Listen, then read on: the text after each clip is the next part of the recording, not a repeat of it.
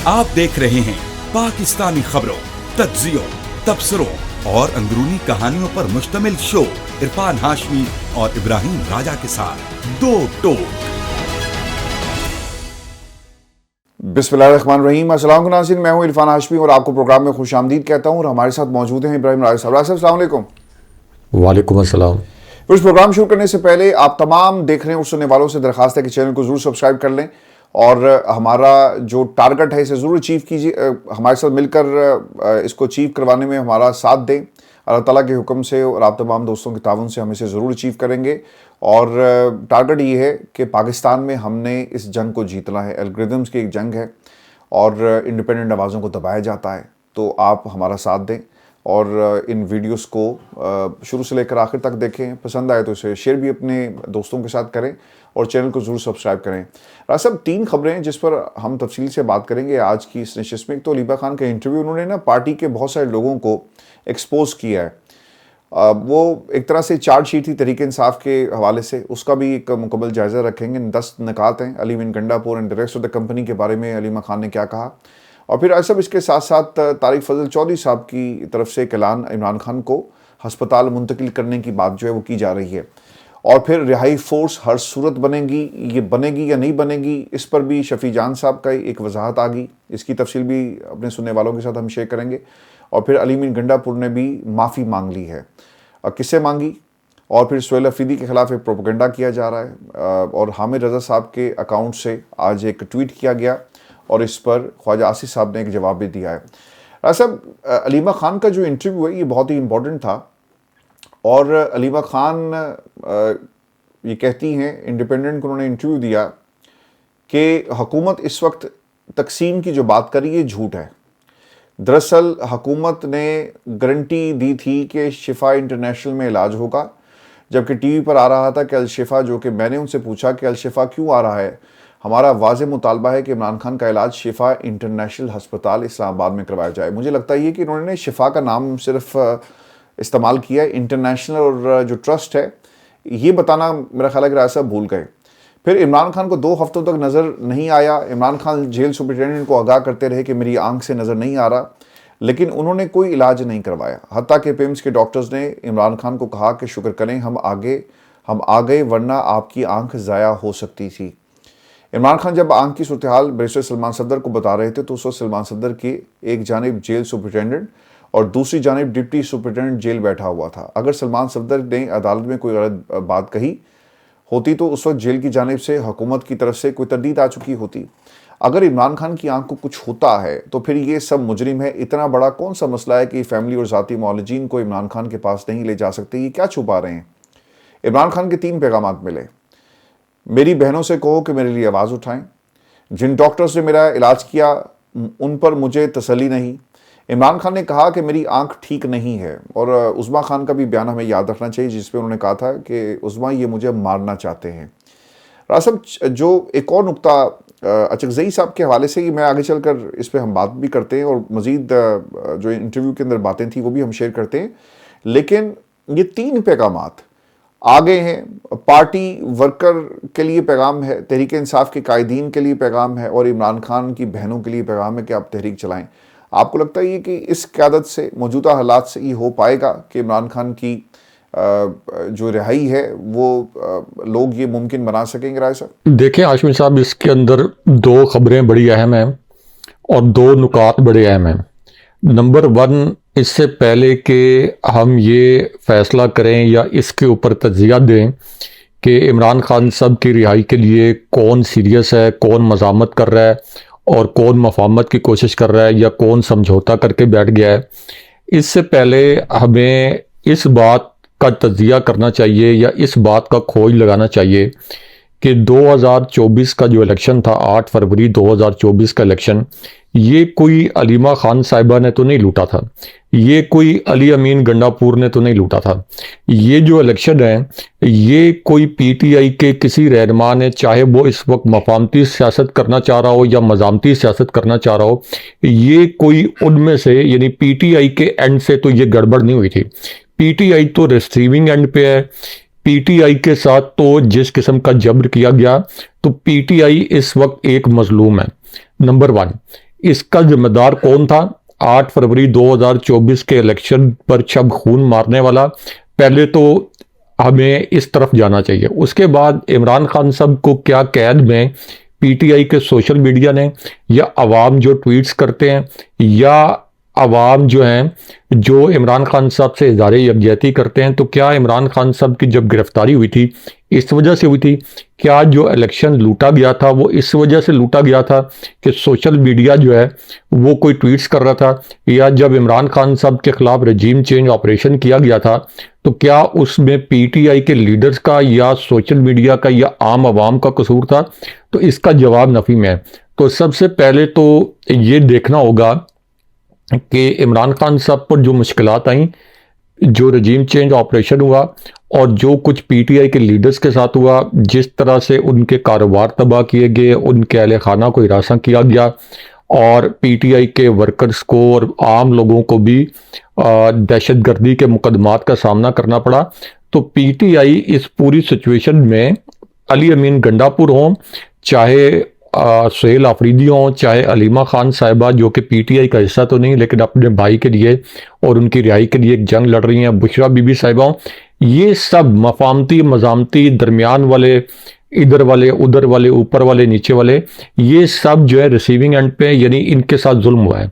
अब एक तो ये है कि चूंकि पाकिस्तान की सबसे बड़ी जमात है पीटीआई, आमतौर पर तो ये तवक्को नहीं की जाती या ये नहीं कहा जाता कि मजलूम पे तनकीद करना शुरू कर दें कि तुम क्यों नहीं उठ रहे, तुम क्यों नहीं जवाब दे रहे, तुम क्यों नहीं बदला ले रहे। क्योंकि जाहिर है कि जो इस वक्त पाकिस्तान के अंदर सप्रेशन है, जो जबर का माहौल है, उसमें अवाम ने एक जो इनकलाब लाना था, लोग कहते हैं, अभी मैं एक ट्वीट पढ़ रहा था एक जो साफ़ी खातून है उनका, और उनका बहुत एहतराम भी है, उन्होंने कहा कि पाकिस्तान के अंदर कोई इनकलाब नहीं आने वाला और सोशल मीडिया वाले, यानी जो ट्विटर या फेसबुक या बाकी सोशल मीडिया इस्तेमाल करते हैं, तो वो भूल जाएं कि पाकिस्तान के अंदर कोई इनकलाब आएगा। तो उनकी राय का एहतराम करते हुए मेरी जो एक अदना सी राय है एक साफत के तालिब इल्म के तौर पर, वो ये है कि 8 फरवरी 2024 से बड़ा इनकलाब जो है ये पाकिस्तान की तारीख में शायद कभी नहीं आया। यानी आप क्विकली ज़रा इसको एनालाइज कर लें कि चीफ जस्टिस फायद ईसा, उनकी supreme court, Islamabad high court, lower courts, deputy commissioner, assistant commissioner, commissioner, chief election commissioner, और उसके बाद आईजीज, जो आपके पुलिस फोर्स है, सिकंदर सुल्तान राजा एस्टेब्लिशमेंट, पूरा निज़ाम जो है वो काम कर रहा था पीटीआई के खिलाफ। उसके बावजूद पीटीआई ने 2/3 से ज़ायद नशिस्तें जीती बगैर इंतखाबी निशान के। तो अवाम तो एक बहुत बड़ा खामोश इनकलाब लेके आए। उसके बाद दूसरा इनकलाब ये है, इसी को इनकलाब कहते हैं, दूसरा इनकलाब ये है कि पीटीआई को 3 साल से बदतरीन जबर का सामना है। पीटीआई के रहनुमाओं को अगवा किया गया, पीटीआई के रहनुमाओं पर बदतरीन तशद्दुद किया गया। अभी आप देखें कराची से जो इनके साबिक एमपीएस थे जिनकी तस्वीरें सामने आई हैं कि किस किस्म का तशद्दुद किया गया। इमरान खान साहब को 3 साल से जेल में डाला गया। तो ना पीटीआई की मकबूलियत कम हुई, ना इमरान खान साहब का नैरेटिव कमज़ोर हुआ, ना तहरीक इंसाफ की जो एक आप कह लें मज़ामती कुव्वत या सियासी कुव्वत उसमें कमी आई, और इसी फ्रस्ट्रेशन की वजह से फिर तहरीक इंसाफ के ऊपर जो सख्तियाँ हैं ये बढ़ते चले गई। तो ये भी इनकलाब है। क्या किसी और जमात ने 3 साल तक इस तरह का जबर बर्दाश्त किया है? और इस जबर के माहौल में जब पीटीआई का झंडा तक उठाने पर दहशतगर्दी के मुकदमात आप पर दर्ज हो जाते हैं, तो क्या इतनी बड़ी तादाद में अवाम किसी जमात के साथ खड़े हुए हैं? ये भी एक इनकलाब है। ये भी एक बहुत, यानी पाकिस्तान के अंदर एक ऐसी चीज़ है जिसके मुतल्लिक कोई तसव्वुर नहीं कर सकता था। अब इस पूरी सिचुएशन में जो तनकीद होती है पीटीआई के उन लीडर्स पर कि इमरान खान साहब की रिहाई के लिए वो कोई एग्रेसिव इकदाम क्यों नहीं कर रहे, तो उसके 2 पहलू हैं और ये दोनों पहलू जांचना बहुत ज़रूरी है। मतलब एक तरफ तो ये बात तस्लीम कि मजलूम को ही कहना कि आप एग्रेसिव जवाब नहीं दे रहे इतने मजालिम के बावजूद, तो शायद ये इतना फेयर नहीं है। लेकिन इसका एक और पहलू भी है, और वो पहलू ये है कि इलेक्शन में इमरान खान साहब की वजह से अननोन लोग जो पहली मरतबा इलेक्शन लड़े, उन्होंने जो हमने बयान किया कि इतने जबर के माहौल में इलेक्शन जीत लिया इमरान खान साहब की वजह से, इमरान खान साहब की पॉपुलैरिटी की वजह से, इमरान खान साहब की मकबूलियत की वजह से वो असेंबलियों में आ गए। इमरान खान साहब की मकबूलियत की वजह से अली अमीन गंडापुर वज़ीर आला बन गए। उन्हीं की मकबूलियत और उन्हीं की हमायत से सुहेल आफरीदी वज़ीर आला बन गए। इमरान खान साहब की मकबूलियत की वजह से बैरिस्टर गौर, जो शायद 4 वोट भी हासिल ना कर सकते, काउंसलर का इलेक्शन ना जीत सकते, वो पार्लियामेंट के अंदर आ गए। तो बहुत से लोग जो पहली मरतबा इलेक्शन लड़े, वो बदतरीन धांधली के बावजूद और इलेक्शन की रात जो इलेक्शन कू किया गया, मैं तो इसे इलेक्शन कू कहता हूं, जिस तरह से उस पर शब खून मारा गया नताइज पे, उसके बावजूद पार्लियामेंट्स के अंदर आ गए, पंजाब असेंबली में आ गए, इसी तरह केपी असेंबली में आ गए, नेशनल असेंबली में आ गए, और फिर इसी बुनियाद पे ज़रा इसी तनासुब की नुमाइंदगी की तनासुब की बुनियाद पर सेनेट के अंदर भी आ गए।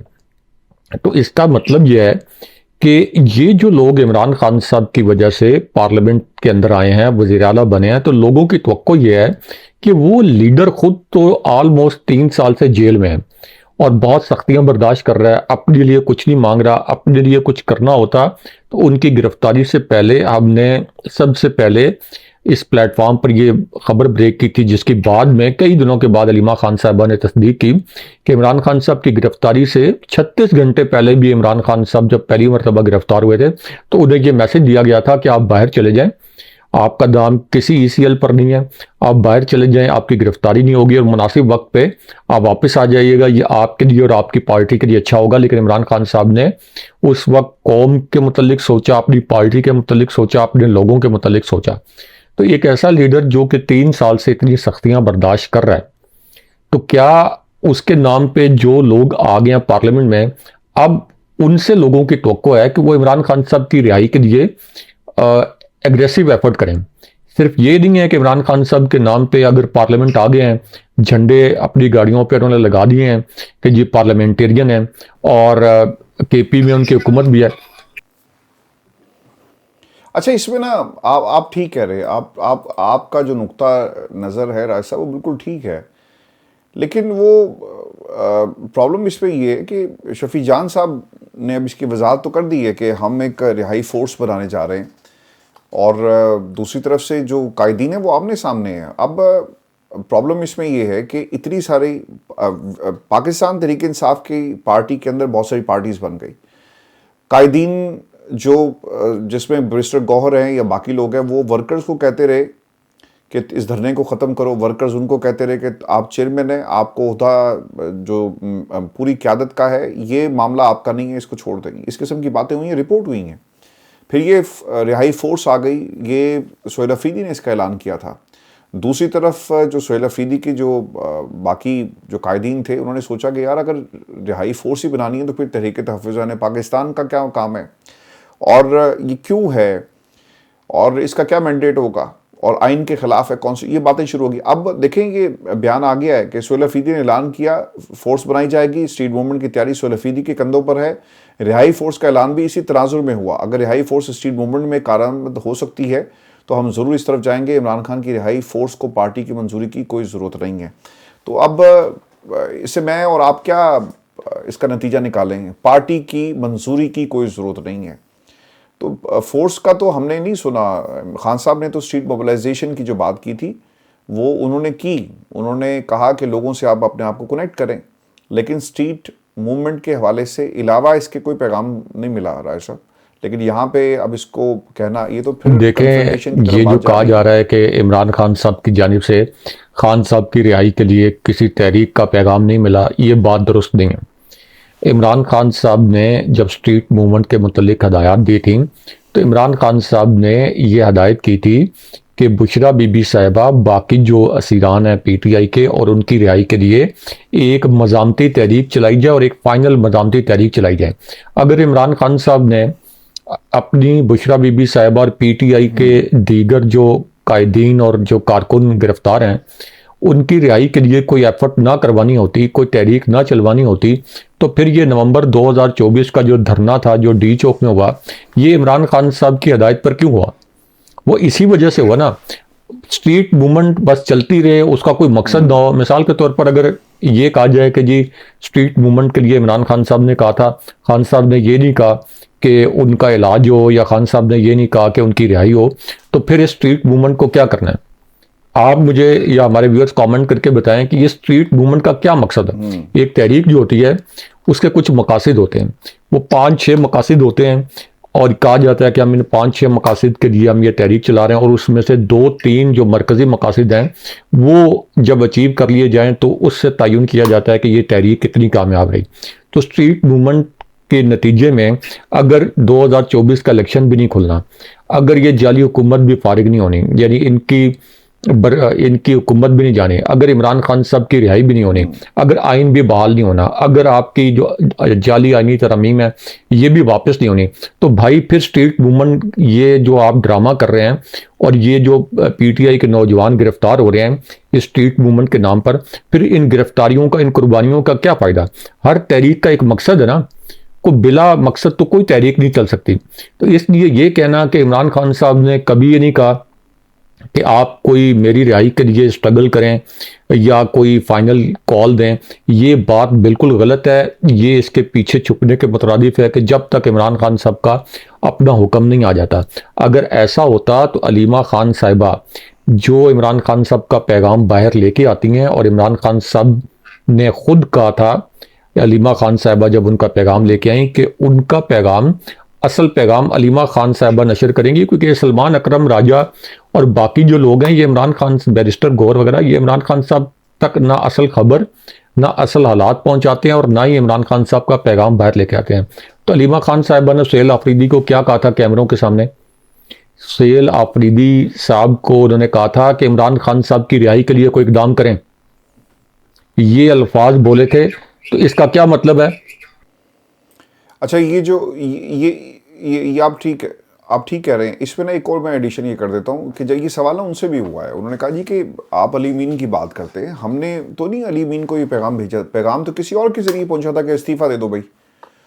तो ये जब इनका बस नहीं चलता, देखिए उन्होंने आज ना एक बड़ी ज़बरदस्त किस्म की बात की है, और पाकिस्तान तहरीक इंसाफ में अब शायद लोग इससे इतफाक़ नहीं करेंगे। राय साहब, इमरान खान के ऊपर भी लोग तनकीद करते हैं कि वो डील क्यों नहीं कर लेता, पार्टी के अंदर से ये आवाज़ें उठ रही हैं। अलीमा खान के अल्फाज बड़े इंपॉर्टेंट थे। वो ये कहती हैं कि जब ये इमरान खान को क्योंकि कुछ कह नहीं सकते, क्योंकि पार्टी उसकी, मैंडेट उसका, और ये उस मैंडेट के ऊपर बैठे हुए हैं, तो वो क्या करते हैं, वो हमारे ऊपर तनकीद करते हैं। वो कहते हैं जी कि ये बहनें ख़राब हैं, इन्होंने सारा मामला जो है ना वो ख़राब किया हुआ है पाकिस्तान तहरीक इंसाफ का, ये बहनों का सारा किया धरा, ये उनके अल्फाज थे। तो वो फिर हमारे पे अटैक करते हैं। ये अलीमा खान कह रही थी। तो पैगाम अली मीन घंटापुर को इस्तीफे का खान साहब ने किसी और के ज़रिए भेजा था, बहनों ने नहीं कहा था, लेकिन ये बहनों को बार बार घसीटा जाता है। वो कहना ये चाहती थी क्योंकि खान साहब को तो कुछ कह नहीं सकते, लिहाजा बहनों के ऊपर अटैक किया जाता है। इमरान खान के लिए नहीं लड़ना चाहते, वो साइड पे हो जाएं, हम अपने भाई के इलाज की खातिर ज़रूर लड़ेंगे। महमूद खाना चकजई और अलामा राजा नासिर की हम भी और हमारा भाई भी बहुत इज्जत करता है। अगर इमरान खान का अस्पताल में इलाज करवाने के लिए पार्टी में से कोई हमारी सपोर्ट करेगा तो हम हाथ जोड़कर इसका शुक्रगुजार रहेंगे, उसके साथ चलेंगे। हम बेबस नहीं, हम अपने भाई की खातिर लड़ेंगे। इमरान खान ने अपने बेटों को भी आंख से मुतल्लिक बताया कि उन्हें नज़र नहीं आ रहा। इमरान खान के बेटों ने 16 जनवरी और 17 जनवरी को वीज़े के लिए अप्लाई किया, लेकिन ये कोई जवाब नहीं दे रहे।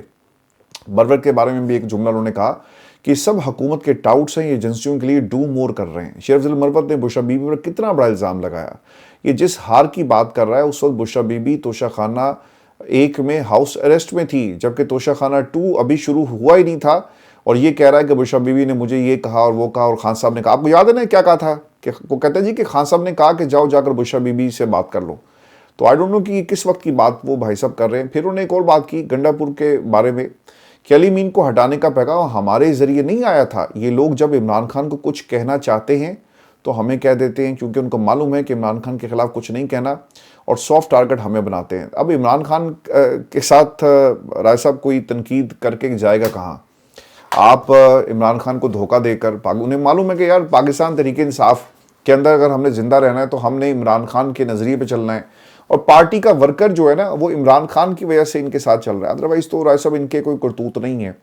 तहरीक इंसाफ अवाम की जमात है, तहरीक इंसाफ वर्कर की जमात है, तहरीक इंसाफ इमरान खान की जमात है, तहरीक इंसाफ पाकिस्तान की जमात है। ये तहरीक इंसाफ कोई ये 95 के करीब मेरा ख्याल है कि MP आपके पंजाब के राय साहब 90 ऊपर होंगे, कुछ और आगे पीछे आप लगा लें, और MNA इसी तरह को 80-90 इतने ही होंगे। तो ये 300 लोगों की जमात नहीं है, ये 25 करोड़ अवाम की जमात है। इसमें वो भी शामिल हैं जिन्होंने वोट दिया, इसमें वो भी शामिल हैं जिन्होंने वोट डालने के लिए इंतज़ार किया लेकिन उनकी बारी नहीं आई, और इसमें वो भी राय साहब शामिल हैं जो पछताते हैं कि काश हम उस दिन निकल कर वोट भी देते। सिर्फ दिल में इमरान खान की मोहब्बत और इमरान खान के लिए दुआ करने से काम नहीं चलेगा। अगर आपने जमहूरियत को बचाना है तो हमें उस दिन निकलना चाहिए था। तो राय साहब, ये 300 लोगों की जमात नहीं है, ये इस मुश्किल वक्त में अवाम की नुमाइंदगी, अवाम की नुमाइंदा जमात है, और कुछ लोग इसके ऊपर कब्जा करके बैठे। जैसा पाकिस्तान पर राय साहब कब्जा हुआ है ना, आई डोंट नो लोग इसे किस तरह रिसीव करेंगे इस बात को, इस जुमले को।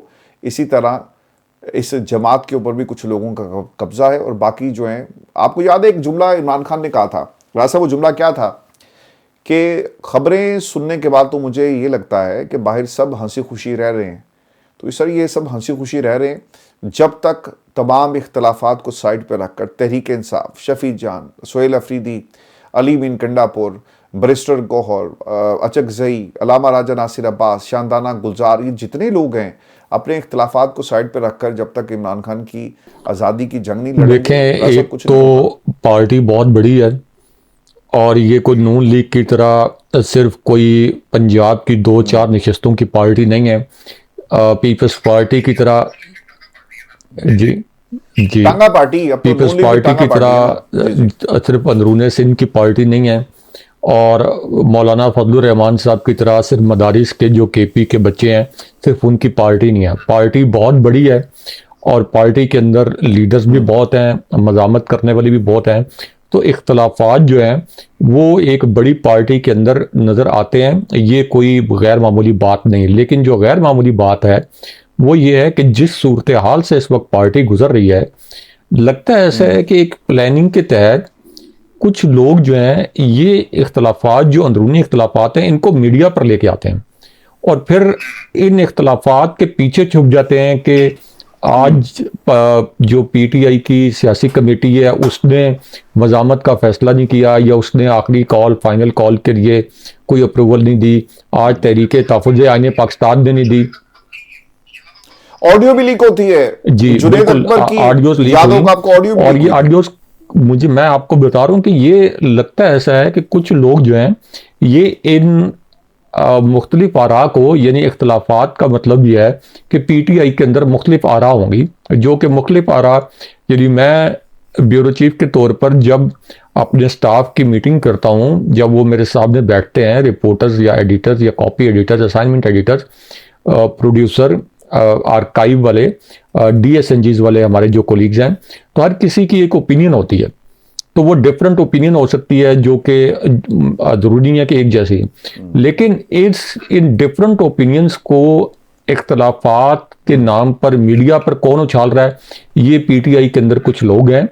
और इसके अंदर एक और चक्कर ये चल रहा है कि इमरान खान साहब तक कोई पैगाम पहुंचाने के लिए, या उनके सामने अपने नंबर स्कोर करने के लिए, या अलीमा खान साहिबा को राम करने के लिए कि देखें हम तो एफर्ट कर रहे हैं, तो वो जो मज़ामत करना चाहते हैं या जिनकी ये रेपुटेशन है कि वो किसी वक्त मज़ामती थे, वो अपनी ऑडियोज़ लीक करना शुरू कर देते हैं।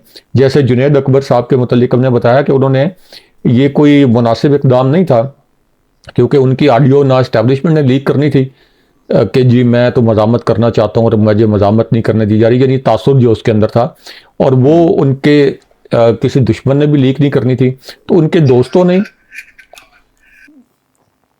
और राज साहब, बात ये है कि बॉक्सिंग तो नहीं लड़ी ना, बात ये है कि मज़ामत होती क्या है कि आप एग्रेसिव बयानियां बनाए, लड़े ना आपस में नहीं लड़ना मुखालफीन से लड़ना है, लेकिन ये मज़ामत शायद आपस में कर रहे हैं, और वहीं से तरीके इंसाफ को नुकसान हो रहा है ना, अगर ये बहनों के साथ खड़े हो जाएं। आपको ना एक एग्जाम्पल मैं देता हूँ, जब अलीमा खान कहती है ना मंगल वाले दिन हमारे सारे आ जाते हैं और कोशिश करती हैं अपने तौर पे, जो डाई हार्ड वर्कर है तहरीक इंसाफ का, वो आ जाता है अलीमा खान के साथ, लेकिन बाकी लोग नहीं आते। जुमेरात वाले दिन आप देखें कोई नहीं आता, उस दिन भी उसी तरह जो रौनक लगनी चाहिए, उसी तरह मज़ामत होनी चाहिए, लेकिन वहाँ पे, और वो करते क्या है, वो 4-5 ऐसे लोगों के नाम राय साहब दे देते हैं जिनके नाम हमने भी कभी नहीं सुने। तो पाकिस्तान की आवाम को क्या पता कि किन के नाम हैं, कौन है वो। 3-4 ऐसे नाम इकट्ठे करेंगे और कहेंगे जी कि ये खान साहब से मिलना चाहते हैं। और ये संजीदगी का आलम है, उन्हें पता है कि मुलाकात नहीं होगी, लेकिन अगर किसी दिन मुलाकात करवा दी गई तो फिर क्या होगा। तो ये वहाँ पर एक बहुत बड़ा मसला बना हुआ है। Having said that, Ali Bin Gandapur ने राय साहब माफ़ी मांग ली है और वो ये कहते हैं कि मेरे गुस्से से किसी का दिल दुखा हो तो आई एम सॉरी, मगर मेरा गुस्सा जायज़ है। अभी तक छोटी सी जायज़ डिमांड भी पूरी नहीं करवा सके कि इमरान खान को उनका ज़ाती मौलिज दिया जाए। अगर इस मामले पर किसी को गुस्सा नहीं आ रहा तो मेरे ख्याल में इसमें इंसानियत नहीं। इमरान खान की आंख और सेहत के हवाले से हमारे तहफ़्फ़ुज़ात बदस्तूर बरकरार हैं। जिससे आवाम को सेहत की मुफ्त सहूलतें फराहम की, आज अपनी सेहत के लिए मुश्किलात का शिकार है। जब इमरान खान वज़ीर-ए-आज़म बने तो उन्होंने पूरे मुल्क के आवाम को सेहत कार्ड की सहूलत दी। लेकिन राय साहब, इससे बड़ा जुल्म इस मुल्क में क्या होगा कि जो सबका इलाज करवाया करता है और जिसने पाकिस्तान में उस वक्त में हस्पताल बनाया जब कोई तसव्वुर भी नहीं कर सकता। लोग आज अपना हस्पताल, हमारे सियासतदान इलाज पाकिस्तान में नहीं करवाते राय साहब, तो इमरान खान ने उस वक्त इलाज के लिए एक हस्पताल बना दिया। आज वो अपनी एक आंख के इलाज के लिए देखें, अली अमीन गंडापुर को तो एक लम्हे के लिए साइड पे करें। सबसे पहले ये बात और इस बात को एनालाइज करना ज़रूरी है कि अब इमरान खान साहब की रिहाई की कैंपेन को कौन लीड करेगा। अली अमीन गंडापुर तो इस वक्त इररेलेवेंट भी हैं और इरिटेंट भी हैं, क्योंकि वो तो इस रिहाई की कैंपेन या उसके अंदर कोई उनकी शायद को ख़ास दिलचस्पी नहीं होगी। इस वक्त इमरान खान साहब तो जेल में है, अलीमा खान साहिबा ज़ाहिर है कि पीटीआई की क़यादत तो नहीं कर सकती। तो इस वक्त खैबर से लेके कराची तक पीटीआई के अंदर इमरान खान साहब के बाद दूसरा सबसे बड़ा नाम कौन सा गूंजता है, वो है सुहेल आफरीदी, जिन्होंने बहुत जल्दी अपनी पहचान करवाई, जिन्होंने बहुत जल्दी अपना नाम बनाया और जिन्होंने ज़बरदस्त शोज़ किए लाहौर के अंदर, कराची के अंदर, सिंध के अंदर। तो इस वजह से चूंकि लोगों की तवक्कुआत भी सुहेल आफरीदी से ज़्यादा है, तो इसलिए अब ये कहना कि तहरीके तहफ़्फ़ुज़ यानी पाकिस्तान की जानिब से अप्रूवल नहीं आया, कोर कमेटी की जानिब से अप्रूवल नहीं आया, सियासी कमेटी की जानिब से अप्रूवल नहीं आया, ये तमाम मामला जो हैं सुहेल आफरीदी को अपने हाथ में ले लेने चाहिए। उनको एक डिसीजन लेना चाहिए। अलीमा खान साहिबा इमरान खान साहब की नुमाइंदा हैं, जो इस वक्त अलीमा खान साहिबा कह रही हैं और सुहेल आफरीदी साहब के साथ कोऑर्डिनेट करके इनको एक तहरीक चलानी चाहिए डिसाइसिव। जब सुहेल आफरीदी साहब एक डिसाइसिव तहरीक चलाने का फैसला कर लेंगे और जो पीटीआई के रहनुमा उनके साथ नहीं चलेंगे, जो पीटीआई के लोग उनके खिलाफ साजिश करेंगे, हाशमी साहब उनकी सियासत का वही असर होगा जो कि परवेज़ खट्टक की सियासत का हुआ, जो जहांगीर खान तरीन की सियासत का हुआ, जो कि जहांगीर खान तरीन के पूरे ग्रुप का हुआ, जो कि बाकी वो तमाम लोग जो कि इमरान खान साहब को छोड़ के गए। तो जहांगीर तरीन और परवेज़ खट्टक से तगड़ा कोई भी इस वक्त पीटीआई के अंदर मौजूद नहीं है जितने तगड़े वो थे। लेकिन इमरान खान साहब को जैसे ही छोड़ा तो परवेज़ खट्टक जैसे मुंतजिम, जो एक बेहतरीन मुंतजिम करार दिए जाते थे, सियासी मुंतजिम और अदरवाइज भी बेहतरीन एडमिनिस्ट्रेटर, तो वो कैसे उनकी सियासत दफन हो गई। जहांगीर तरीन पाकिस्तान के अमीर तरीन आदमी और इतना बड़ा सियासी धड़ा, उनकी सियासत जो है वो ताबूत में दफन हो गई। तो ये किस खेत की मूली है, जिधर इमरान खान साहब जिस पे हाथ रखेंगे वही लीडर बन जाएगा। खान साहब ने सुहेल आफरीदी पर हाथ रखा। आप बताएं कि सुहेल आफरीदी पर हाथ रखने से पहले, ये उनकी वजारत आला से पहले कितने पाकिस्तान में लोग उनको जानते थे। पीटीआई के कुछ लोग या साफी या जो लोग बहुत ज़्यादा पॉलिटिक्स में इंटरेस्ट लेते हैं, तो लेकिन सुहेल आफरीदी का सितारा जिस तरह अब चमका हुआ है, क्या कभी इस तरह से चमका था? तो जैसे ये सितारा चमका है ऐसे ही टूट के डूब भी जाएगा अगर ये इमरान खान साहब की रिहाई के लिए बर वक्त तहरीक नहीं चलाएंगे। नहीं, देखिए, मैं सुहेल आफरीदी को ना, हम सबको सपोर्ट करना चाहिए सुहेल आफरीदी को, क्योंकि सुहेल आफरीदी के खिलाफ ना राय साहब एक प्रोपेगेंडा भी हो रहा है। उनको ना अभी मौका ही नहीं मिला कि वो एक ऐसे कारकुन की तरह काम करें जो अपने कायद से पूछे बगैर कुछ नहीं करेगा। उन्होंने कहा जी स्ट्रीट मूवमेंट उन्होंने कर दी और उनकी बॉडी लैंग्वेज हमें बार बार ये बता रही थी। अच्छा, सुहेल आफरीदी साहब के बारे में एक राय साहब खबर दे दूं मैं, वो ये है कि इनके खिलाफ प्रोपेगेंडा ये हो रहा है कि इन्होंने शायद कोर कमांडर पेशावर से मिले और एक तासुर देने की कोशिश की जा रही है कि उन्होंने माइनस इमरान खान के लिए डील कर ली ताकि वो ज़्यादा बरकरार रहें। ये भी प्रोपेगेंडा जो है हो रहा है और बाज लोगों ने तो अली बिन गंडापुर को भी कहा कि नहीं, सुहेल आफरीदी के खिलाफ प्रोपेगेंडा जो हो रहा है ये पीटीआई के वो लोग कर रहे हैं जिनके मुतल्लिक़ मैं बता रहा हूँ कि इनकी सियासत जो है ये ताबूत में दफन हो जाएगी। लेकिन इसका मतलब ये नहीं है कि सुहेल आफरीदी इमरान खान साहब की रिहाई की जिम्मेदारी से भाग सकते हैं। इसका मतलब ये नहीं है कि इमरान खान साहब के बराह रास्त अहकामात का इंतजार करें। सुहेल आफरीदी साहब को अगर अगले 4 साल में इमरान खान साहब से मुलाकात की इजाजत ना दी गई तो सुहेल आफरीदी 4 साल इंतजार करेंगे कि खान साहब के अहकामात आएंगे तो तब मैं उनकी रिहाई के लिए तहरीक चलाऊंगा। इसलिए मैं कहता हूं कि चूंकि वो बहुत पॉपुलर हैं, लोगों की तवक्कुआत हैं, लोगों की उनसे मोहब्बत है, तो ये सारे इरिटेंट्स पीछे रह जाएंगे। उनको मामलात अलीमा खान साहिबा के साथ मिलकर इस तहरीक को लीड करने के मामलात अपने हाथ में लेने चाहिए। लोग उनके साथ चलेंगे, लोग अली अमीन गंडापुर के साथ नहीं चलेंगे, लोग शेर अफजल मरवत के साथ या इन इरिटेंट्स के साथ नहीं चलेंगे। तो ये टाइम होता है लीडरशिप दिखाने का, अब ये टाइम होता है आगे बढ़ के लीड करने का। एक लीडर जो है वो हमेशा फ्रंट से लीड करता है। तो अब उनको तहरीके तहफ़्फ़ुज़ आईन पाकिस्तान, सियासी कमेटी, कोर कमेटी, इधर इनके पीछे नहीं रहना, उनको फ्रंट से लीड करना है और तवक्को भी लोगों की है। बिल्कुल ठीक कह रहे हैं ऐसा। व्यूअर्स, ये हमारी आज की खुसूसी नशिस्त थी। अपने कमेंट जरूर भेजिएगा, चैनल को सब्सक्राइब करना मत भूलें। मुझे और इब्राहिम राजा साहब को इजाज़त दीजिए। अल्लाह ने के बाद।